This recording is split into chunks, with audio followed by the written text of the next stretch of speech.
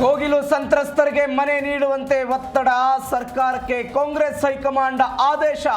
ತರಾತುರಿಯಲ್ಲಿ ಮನೆ ಕೊಡೋದಕ್ಕೆ ಆಗಲ್ಲವೆಂದ ವಿಶ್ವನಾಥ್.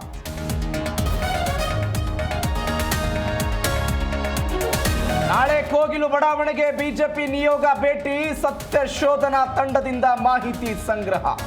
ವಿಜಯೇಂದ್ರ ನೇತೃತ್ವದಲ್ಲಿ ಸಭೆ ನಡೆಸಿ ತೀರ್ಮಾನ.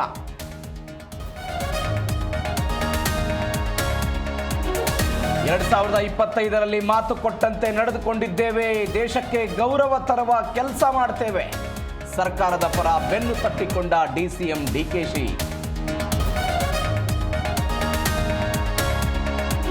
ಸರ್ಕಾರದ ವಿರುದ್ಧ ವಾಟಾಳ್ ಪ್ರತಿಭಟನೆ, ಮಂಡ್ಯದಲ್ಲಿ ಕಡ್ಲೆಪುರಿ ತಿಂದು ವಿನೂತನ ಪ್ರೊಟೆಸ್ಟ್. ಹಲವು ಬೇಡಿಕೆ ಈಡೇರಿಕೆಗೆ ನಾಗರಾಜ್ ಆಗ್ರಹ.